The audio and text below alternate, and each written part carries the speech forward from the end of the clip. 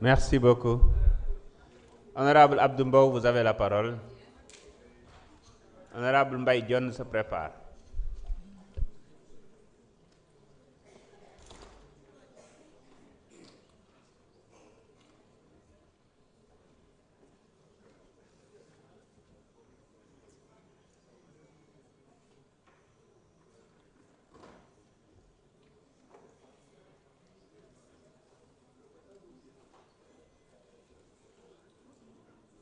Merci, Monsieur le Président, Monsieur le ministre garde des Sceaux, Monsieur le ministre chargé de la relation avec les institutions, Madame, Monsieur les collaborateurs des ministres, mes chers collègues. Monsieur le Président, l'intérêt d'une révision constitutionnelle pour les populations, c'est de faire évoluer les règles du jeu, du pays pour qu'elles collent mieux à la réalité et aux besoins des citoyens. Une constitution n'est pas figée, c'est vrai, nous tous nous le savons. Quand la société change, la loi fondamentale qui est la constitution doit pouvoir quand même s'adapter. Et il y a 4, Monsieur le Président, grands intérêts concrets pour les populations quand on doit changer la constitution. 1. Mieux protéger les droits et libertés des populations. 2. Améliorer le fonctionnement de l'État et les services publics. 3. Renforcer la démocratie et la stabilité du pays. 4. Répondre à de nouvelles réalités sociales. Parmi ces 4 points, amul benn bu waral lii nga xam ne moom la ñu indi pour cette révision constitution. Révision constitutionnelle bi lenn moo ko waral mooy une guerre politicienne entre le président de la République et le président du PASTEF. Kan moo ci pâtir? Le peuple sénégalais.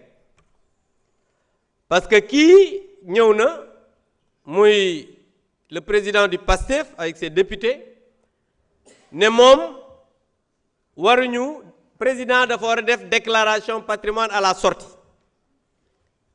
Gouvernement bi ñëw indi amendement président de la République ne waaw léegi nañ ci boole président assemblée nationale ak premier ministre. Loolu lan la ci sénégalais yi di gagner? C'est le président de la République, Monsieur le ministre, qui devait prendre ses responsabilités. Li mu waxoon ne dafay am réforme globale. Ñu dem vers un référendum pour def une réforme de la révision constitutionnelle boo xam ne waxtaan lay indi. Mais ñu bëgg fi nekk jël sénégalais yi en otage au moment où yéen a ngi yokk li nga xam ne mooy dund bi, xam nga essence bi yokk moom yéen a ngi bëgg opération blanchiment politique. Parce que seen président génn na démb naan man bi ma fi nekkee wàññi naa wàññiwul tous parce que yéen ñaar yéen a bokk yëf yi. Parce que tey nekk nga premier ministre bi ngay wàññi am ku génn sa député yi naan le baril du pétrole dafa yokkoon alors que en décembre mi ngi woon $111. Aujourd'hui mi ngi $82. Ngeen bëgg fi nekk naan non man bi ma fi nekkee damaa wàññi. Waaye bi ma ñëwee Diomaye ak Sonko ñoom ñaar ñépp le bilan la mun leen a fexe ba du ngeen ko bokk parce que mënul ñëw on le limoge il y a pas longtemps mu ñëw fii bëgg a làqu Assemblée nationale après demain on reviendra sur les 1,7 milliard bi mu bëgg a justifier parce que dégg nañ ko démb mu naan indi ñetti këyit devant les Sénégalais ne day justifier 1,7 milliard Sénégalais yi Ousmane Sonko kan la yàpp 1,7 milliard de fonds politiques boo xam ne dañu ne décret bi moom ci boppam moo ko wax ci gémmiñam ne décret bi président Abdoulaye Wade moo ko signé woon pour fonds boo xam ne pour la Casamance yow nga taxaw fii Assemblée nationale ne c'est des fonds politiques xam nga loolu c'est un détournement te après demain on reviendra là-dessus bu ngeen yaakaaree ne loolu dañ koy lekk mu rees yéen a ngi nax seen bopp jubali nag mi ngi commencé ci yow nga def rallonge de 900 millions presque 1 milliard ba pare ñëw ne pour jënd ay oto la woon alors que moom moo ne état bi dafa bañ jënd ay oto chaque jour il dit une chose et son contraire moo tax wax moom su baree rek génne asaka bërki démb dafa xaraam tey xalal na am naa fonds politique demandé wu ma rallonge demandé naa 900 000 ak yeneen tout ça dina clair parce que problème bi mooy munoo def li ngay def pendant ñaari at yow ak Jomaay ngeen bokk bilan bi bu ànd ñëw wax sénégalais yi ne kii mooy diw ba pare jóge foofu làqatu si fii yaakaar ne mbir mi da ngay def benn opération de blanchiment politique loolu moom jàppale na du fi am je vous remercie. jërëjëf honorable Mbaye Dione, vous avez la parole. Amadou Diallo numéro 1 se prépare.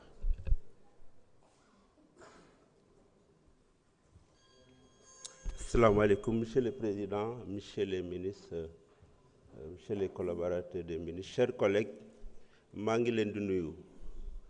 Monsieur le Président, yaakaar naa li ñu fi dajale tey am na solo. L'Assemblée nationale est dans ses prérogatives. Kenn natablewul ne am na sañ-sañ jël ay initiative parlementaire bii ci la bokk.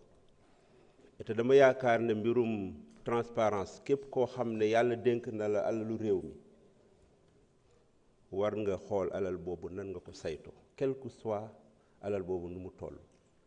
Donc déclaration de patrimoine ak redevabilité ñoom ñoo ànd. te ma yaakaar ne lii dans un pays dans une démocratie normale où les institutions dialoguent lii waroon na mën a indi coow bañ a indi coow parce que ñi nga xam ne muy le président de la République muy le président de l'Assemblée nationale ñëpp yaakaar naa jub-jubal la ñu woote kon yaakaaruma ne kenn ci ñoom war na am benn jiixi jaaxa ci déclaration de patrimoine muy à l'entrée comme à la sortie te yaakaar naa sax déclaration de patrimoine dañ ko war a élargir ba nga xam ne képp koo xam ne yaa ngi saytu alalu réew mi au-delà d'un certain seuil maanaam montant boo xam ne dañ ko war a fixer boo ko dépassé da nga war a def déclaration mais mieux dañ ko war a publier te yaakaar naa dans l'administration bëri na ñoo xam ne en termes de responsabilité li ñu am moo ëpp li président de la République am pour engager des dépenses ou exécuter des dépenses. Problème bi kay mooy il faut que les deux personnes qui sont à la tête de l'exécutif et du législatif sachent qu'ils ont la responsabilité d'amener la sérénité dans le fonctionnement de ce pays. Lu nu war a wax ñu wax ko pour intérêt réew mi.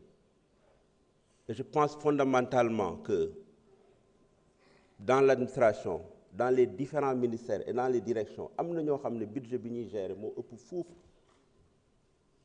li président de la République di gérer wala le premier ministre di gérer mais ñooñu lan la ñuy def par rapport à leur situation. Moi je suis bien à l'aise pour kii parce que je fais partie des 558 maires mais moins de 50 maires ont déclaré le patrimoine man ba ma déclaré sama patrimoine ëpp na ñeenti at parce que amul lu may nëbb bu ñu la dénkee te amoo looy nëbb da nga war a leeral mais mbir mi mooy il faut que les gens règlent les choses dans la sérénité li koy mën nag mooy il faut que le président de la République wax ñu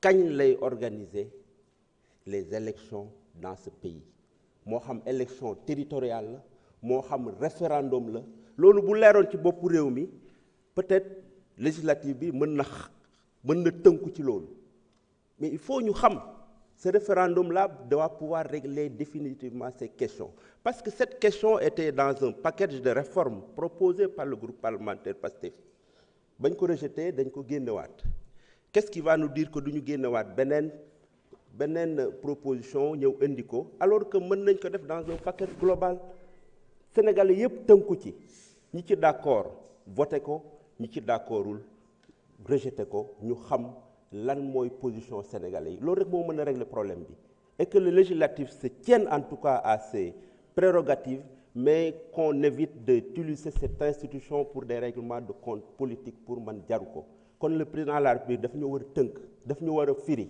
wax ñu kañ lay organiser ces élections. Et monsieur le ministre, dama lay poser question également par rapport à la déclaration. On a vu qu'il y a beaucoup de fonctionnaires qui sont assujettis et qui n'ont pas fait leur déclaration. Qu'en est-il des dispositions que l'État prendra pour xool lan la bu fekkee dañuy jël ay loi ay dit di ko jalgati te dara du leen ci fekk bu yeboo nañ bàyyi yëpp maa ngi leen di sant bu baax di leen gërëm. Jërëjëf honorable Amadou Diallo, vous avez la parole. Abdou Karim Sall se prépare.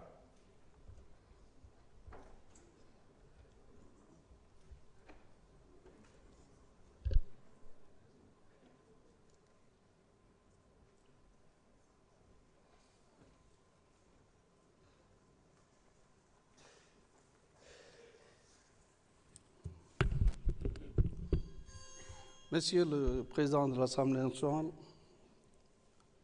Monsieur le garde des Sceaux, ministre de la Justice, Monsieur le ministre chargé des relations avec les institutions, et vos collaborateurs, chers collègues, nous sommes appelés aujourd'hui à débattre de la modification de l'article 37 de la Constitution relative à la déclaration de patrimoine, à l'entrée et à la sortie du président de la République. Le gouvernement a déposé un amendement pour élargir son champ d'application par le renforcement de cette exigence de transparence et de bonne gouvernance au président de l'Assemblée nationale et au Premier ministre. Que de temps perdu, j'estime, c'est le peuple qui trinque, le peuple qui paye le prix fort de l'égarement de la majorité par des calculs politiciens au mépris de la souffrance quotidienne des Sénégalaises et des Sénégalais. J'ai l'impression que vous transformez notre énergie collective en querelle stérile. Vous abaissez le débat, vous confisquez la tribune qui devait être le vecteur d'un sursaut national. L'urgence, chers collègues, c'est d'écouter les véritables préoccupations des Sénégalaises et des Sénégalais. Aujourd'hui,